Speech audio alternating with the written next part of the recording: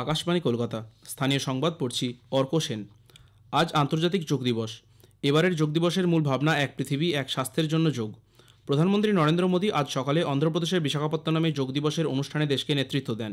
তিনি বলেন, সমগ্র বিশ্ব আজ এক সংকটের মধ্য দিয়ে চলেছে। এই পরিস্থিতিতে যোগ আমাদের শান্তির সন্ধান দিতে পারে। বিশাখাপত্তনমে একাদশ আন্তর্জাতিক যোগ দিবসের অনুষ্ঠানে নেতৃত্ব দিয়ে প্রধানমন্ত্রী বলেন, এই নিয়ে 11বার 21শে জুন গোটা পৃথিবী একসঙ্গে যোগাভ্যাস করছে। যোগ কিভাবে এই বিশ্বকে এক সূত্রে বেঁধে ফেলেছে তা এক অভূতপূর্ব ব্যাপার। योग का सीधा साधा अर्थ होता है जुड़ना, और ये देखना सुखद है कि कैसे योग ने पूरे विश्व को जोड़ा है।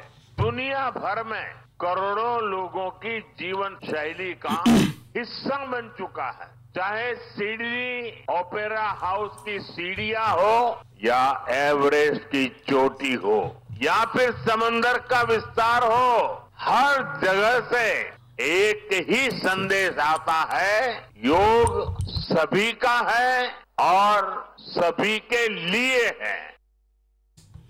বিভিন্ন রাজ্যের মতো এ রাজ্যেও যোগ দিবস যথাযথ মর্যাদায় পালিত হচ্ছে। পশ্চিমবঙ্গে এই উপলক্ষে কলকাতার national institute of homeopathy football গ্রাউন্ডে আন্তর্জাতিক যোগ দিবসে অংশ নিয়েছেন বিজেপির রাজ্য সভাপতি এবং কেন্দ্রীয় প্রতিমন্ত্রী সুকান্ত মজুমদার। ইন্ডিয়ান মিউজিয়ামে আন্তর্জাতিক যোগ দিবস উপলক্ষে অংশ নেন বিরোধী দলনেতা শুভেন্দু অধিকারী সহ বিজেপি পরিষদীয় দলের সদস্যরা।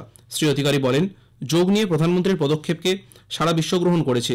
যোগ দিবসের পালনের ক্ষেত্রে রাজ্য সরকারের বিরুদ্ধে রাজনীতির অভিযোগ তোলেন তিনি।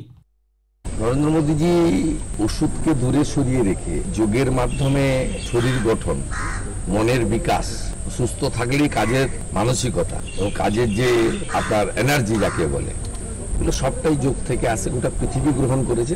আমরা এখানে স্পিকারকে একটা চিঠি দিয়েছিলাম, একটু সকালবেলা আমাদের করতে দেন। সব জায়গায় রাজনীতি খোঁজে, রিগ্রেটেড। ভিক্টোরিয়া মেমোরিয়াল প্রাঙ্গণে পালিত হচ্ছে আন্তর্জাতিক যোগ দিবস। অন্ধ্রপ্রদেশে এদিন সকালে যোগ দিবসে প্রধানমন্ত্রী নরেন্দ্র মোদীর অনুষ্ঠান ও বক্তব্য ভিক্টোরিয়া প্রাঙ্গণে সরাসরি দেখানো হয়। অনুষ্ঠানে উপস্থিত ছিলেন পদ্মশ্রী মাইম শিল্পী নিরঞ্জন গোস্বামী, অর্জুন পুরস্কারপ্রাপ্ত দাবারু দিব্যেন্দু বড়ুয়া। রাজভবনে আজ সকাল থেকেই শুরু হয়েছে যোগাভ্যাস। অংশ নেন রাজ্যপাল সিভি আনন্দ বোস। ভারতের পাশাপাশি আন্তর্জাতিক ক্ষেত্রে বিভিন্ন দেশের মানুষ বর্তমানে সুস্থ মন ও শরীরের কথা ভেবে যোগের প্রতি আকর্ষিত হচ্ছে। দক্ষিণ চব্বিশ পরগনার বিভিন্ন প্রান্তে পালন করা হচ্ছে আন্তর্জাতিক যোগ দিবস। প্রধানমন্ত্রী নরেন্দ্র মোদীর অনুষ্ঠান দেখানোর ব্যবস্থা করা হয়। আইআইটি খড়গপুরে আজ আন্তর্জাতিক যোগ দিবস পালিত হয়েছে। এই প্রতিষ্ঠানে জিমখানাতে সকাল থেকে যোগ অভ্যাস করা হয়। উল্লেখ্য, আইআইটি খড়গপুরে গত 100 দিন ধরে যোগ কর্মসূচি পালন করা হয়েছে। বাঁকুড়া ধর্মশালায় আয়োজিত অনুষ্ঠানে বহু মানুষের সঙ্গেই উপস্থিত ছিলেন প্রাক্তন কেন্দ্রীয় মন্ত্রী, শিক্ষা প্রতিমন্ত্রী ডক্টর সুভাষ সরকার, বিজেপি বিধায়ক নীলাদ্রি দানা প্রমুখ। আন্তর্জাতিক যোগ দিবস উপলক্ষে যোগাসন ও তার কার্যকারিতা নিয়ে আকাশবাণী সংবাদের একটি প্রতিবেদন। যোগাভ্যাস ভারতীয় সভ্যতার অন্যতম প্রাচীন ধারা। বেদ, 2 মহাকাব্য, এমনকি মহেঞ্জোদারো হরপ্পার মতো সভ্যতাতেও এর উল্লেখ পাওয়া যায়। ভারতের এই প্রাচীন ঐতিহ্যটি আজ সারা পৃথিবীর সমূহ আদায় করে নিয়েছে। সময়ের সঙ্গে সঙ্গে এই যোগ অনুশীলন একটি সমৃদ্ধ শাস্ত্রীয় রূপ ধারণ করেছে। 11তম আন্তর্জাতিক যোগ দিবসের মূল ভাব এক পৃথিবী এক স্বাস্থ্যের জন্য যোগ। দ্রুত গতির জটিল সময়ে ছোট থেকে বড় প্রত্যেকেই নানা রকম মানসিক চাপের শিকার। বিশিষ্ট যোগগুরু ডক্টর তুষার শীল জানালেন, এই চাপ থেকে মুক্তির একমাত্র সহজ উপায় হলো যোগ এবং প্রাণায়াম। স্ট্রেসকে কমানোর জন্য যোগের কোনো বিকল্প নেই। আমাদের কিছু হরমোন যারা আমাদের এই স্ট্রেসকে কমায়, ব্লাড প্রেশারকে কন্ট্রোলে নিয়ে আসে, সেটা হচ্ছে এন্ডোরফিন, সেরোটোনিন, ডোপামিন, এগুলো সব ব্রেন থেকে বেরোচ্ছে। যখনই আসন এক্সারসাইজ আমরা করি বা প্রাণায়াম বা ধ্যান করি, তখনই এর কাজটা বৃদ্ধি পায়। ধ্যান, আসন এক্সারসাইজ করলেই, প্রাণায়াম করলেই আপনার এই স্ট্রেস কমবে। আর তার সঙ্গে সঙ্গে যোগ করতে করতে বসে বসে একটু অনুলোম বিলোম করুন, দেখুন মানসিক উত্তেজনা কমে যাবে, স্ট্রেস অনেক কমে যাবে।